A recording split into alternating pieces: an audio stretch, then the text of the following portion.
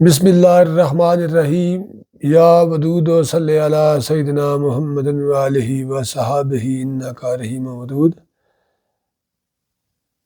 ये तहरीर है हज़रत मसूद मुनव्वर साहब फाज़ली कादरी नूर वालों की। उन्होंने अपना हाल बयान किया है कि लाहौर शरीफ में वो जब नूर वालों के डेरा पाक पर हाज़िरी दिया करते थे और जो उन्होंने हुज़ूर पर नूर हज़रत फ़ज़ल शाह साहब कुतुब दो आलम अल मारूफ साई नूर वाले से आपने जो तालीम हासिल की उनका जिक्र हैर किया है।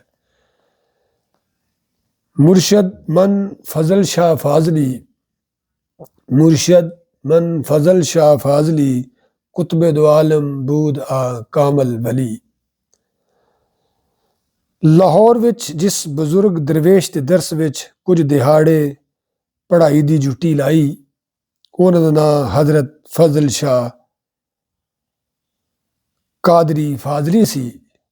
वो अपने वेले दे कुतुब सन, जिस तरह कुतबी तारा हर एक ते अपना नूर ज़ाहर नहीं करदा, उस तरह ज़माने दे कुतुब अपना मकाम सब ते ज़ाहर नहीं करते। कुतुब एक जोहर है ते जोहर दी पहचान सिर्फ जोहरी ही कर सकता है। नूर वाले और नूर वाले नूर वाले। हज़रत फ़ज़ल शाह अलैहि रहमत दा मज़ार धर्मपुर विच हज़रत मियाँ मीर साहब अलैहि रहमत दी चैकड़ली बैठक दे लागे है। हज़रत जदों भी गल करदे हुंदे सी तां आम लोकां दी गल नूं किताब ते शनीद कहंदे हुंदे सी, यानी पढ़ी ते सुनी गल। आप फरमांदे सी जो पढ़ी ते सुनी गल इलम नहीं हुंदी। इलम बारे उन्हां दा एक फार्मूला सी। कहंदे सी कि जो इलम दा एक मां कबल इलम हुंदा है। कहंदे सी जो इलम दा एक मां कबल इलम हुंदा है, इनू कौल किया जांदा है। कौल दी तस्दीक लई उन्नू वरतिया जांदा है। वरतना अमल है, अमल दे नतीजे विच इलम हासिल हुंदा है। ते इस अमल तू जेड़ा इलम हासिल होवे ओदे ते सदाकत नाल कायम हो जाओ तां इखलास दी मंजिल मिल जांदी है। पर अज लोकी कौल नू ही इलम कहण लग पे ने, बीच नू फल कहण लग पे ने ते अपने टेवे ते गवेड़ नू फलसफे दा प्यो दस के लोकां देयां कन्नां विच पिघरे होए सीसे दे हार गथदे रहिंदे ने। नाले हुण लोकी गल्लां नहीं करदे, बल्कि तीलियां बाल बाल के सुटदे ने ते जिथों लंघण अग लाई जांदे ने। पढ़ी ते सुनी यानी किताब ते शनीद एक बीज हुंदा है। इस बीज नू कन्नां ते अखां राही नीयत दी खेती विच बीधिया जांदा है। पढ़ी ते सुनी यानी किताब ते शनीद एक बीज हुंदा है। इस बीज नू कन्नां ते अखी राही नीयत दी खेती विच बीजिया जांदा है ते बीजण मगरू इस नू नेक अमलां दा पानी लाया जांदा है। जे नेक अमलां दी थाई गंदी जलार दा पानी लग जाए तां हयाती दी फसल खराब हो जाती है। कीड़ा लग जाता है, मकड़ी पै जाती है, बड़ आ जाता है, फसल नू सूर उजाड़ देंदे ने। जदों कोई बंदा दीन दा लड़ फड़दा है तां ओ कलमा पढ़दा है। कलमा भी बीजां विचों एक बीज है। एक वड्डे ते संघणे पीपल दा बीज।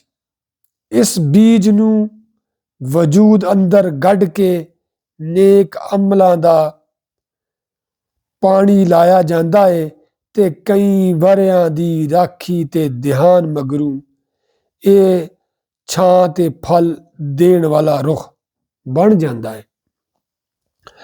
ਪਰ ਕਈ ਲੋਕ ਬਦਕਿਸਮਤ ਹੁੰਦੇ ਨੇ ਤੇ ਸਾਰੀ ਉਮਰ ਬੀਜ ਹੀ ਚੱਕੀ ਫਿਰਦੇ ਨੇ ਤੇ ਸੰਘਣੀ ਛਾਂ ਵਾਲੇ ਰੁੱਖ ਦੇ ਸੁਪਨੇ ਵੇਖਦੇ ਰਹਿੰਦੇ ਨੇ।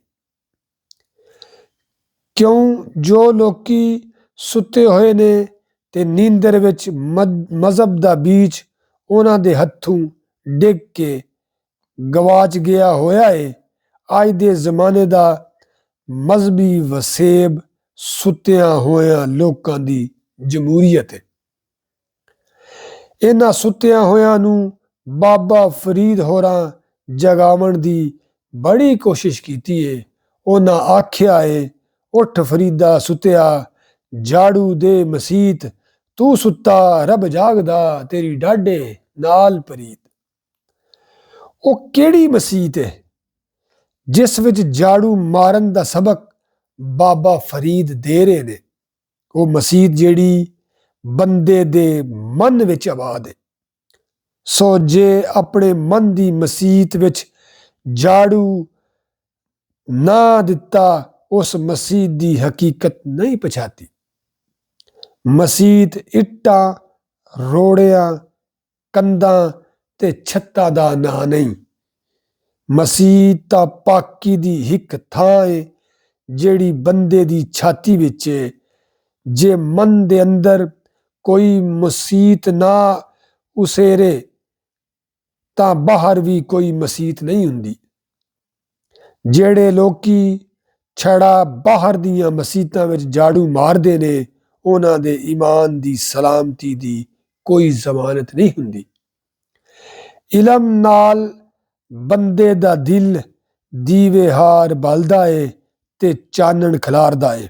ਰੱਬ ਦੇ ਬੰਦੇ ਘਰ ਵਿੱਚ ਰੱਬ ਦੀ ਕਿਤਾਬ ਸੂਰਜ ਬਣ ਕੇ ਚਮਕਦੀ ਏ ਤੇ ਹਰ ਗੁੱਠੇ, ਹਰ ਨੁਕਰੇ ਚਾਨਣ ਦਾ ਤੜਕਾ ਕਰਦੀ ਏ। ਇਹ ਉਹ ਸੂਰਜ ਏ ਜਿਹੜਾ ਰਾਤ ਨੂੰ ਵੀ ਲਾਟਾ ਮਾਰਦਾ ਏ। ਪਰ ਲੋਕੀ ਚਮਗਾਦੜਾਂ ਦੇ ਦੀਨ ਤੇ ਨੇ। ਉਹ ਰੱਬ ਦੀ ਕਿਤਾਬ ਨੂੰ ਸੁੱਤਿਆਂ ਸੱਤਾਂ ਪੜਦਿਆਂ 'ਚ ਗਲਾਫਾਂ 'ਚ ਲਪੇਟ ਕੇ ਰੱਖਦੇ ਨੇ। ਦਿਹਾੜੀ ਵਿੱਚ ਇੱਕ ਵਾਰੀ ਜਾਂ ਫਿਰ ਕਦੀ ਕਦੀ ਉਹਨੂੰ ਖੋਲ ਕੇ ਹਵਾ ਲਵਾਉਂਦੇ ਨੇ ਤੇ ਉਹ ਵੀ ਸਵਾਬ ਦੇ ਲਾਲਚ ਵਿੱਚ। ਉਹਦੇ ਰਾਹੀਂ ਧਨ, ਦੌਲਤ ਤੇ ਦੁੱਧ ਪੁੱਤਰ ਮੰਗਦੇ ਨੇ ਤੇ ਜੱਟ ਪਿੱਛੋਂ ਉਹਨੂੰ ਭੁੱਲ ਜਾਂਦੇ ਨੇ। ਪਰ ਉਹ ਚਾਨਣ ਦਾ ਖੁਆਬ ਜ਼ਰੂਰ ਵੇਖਦੇ ਨੇ। ਸੁੱਤੇ ਹੋਏ ਲੋਕ ਆਪਣੇ ਆਪਣੇ ਲੇਖ ਮਹਿਲਾਂ ਵਾਂਗ ਮਸੀਤ ਉਸਾਰੀ, ਮਹਿਲਾਂ ਵਾਂਗ ਮਸੀਤ ਉਸਾਰੀ, ਧਨ ਤੇ ਦੌਲਤ ਵਾਲੇ। ਮਹਿਲਾਂ ਵਾਂਗ ਮਸੀਤ ਉਸਾਰੀ, ਧਨ ਤੇ ਦੌਲਤ ਵਾਲੇ। ਅਸੀਂ ਨਮਾਣੇ ਕਿਹੜੇ ਮਾੜੇ, ਦੁੱਖ ਗੁਰਬਤ ਦੇ ਜਾਲੇ। ਸਾਡੀ ਮਸਜਿਦ ਰੱਬ ਉਸਾਰੀ, ਸਾਡੀ ਮਸਜਿਦ ਰੱਬ ਉਸਾਰੀ। ਦੋ ਲੱਤਾਂ ਥੰਮੀਆਂ ਤੇ ਸੀਨਾ ਹੈ ਮਿਹਰਾਬ ਅਸਾਡੀ। ਗੁੰਬਦ ਸਿਰ ਦੌਣਾ ਤੇ ਸੁਣ ਪੰਜਦਰ ਦੀਆਂ ਨਦੀਆਂ ਵਾਲਿਆ। ਖਲੇ ਖਲੋਤੇ ਢੈਸਨ ਜਿਹੜੇ ਇੱਥੇ ਸ਼ਰ ਵਗਦੇ, ਉਹੀ बाकी रहसन। अल्लाह ताला हमें आसानियाँ अता फरमाए और आसानियाँ तकसीम करने का शरफ अता फरमाए। नूर वाले।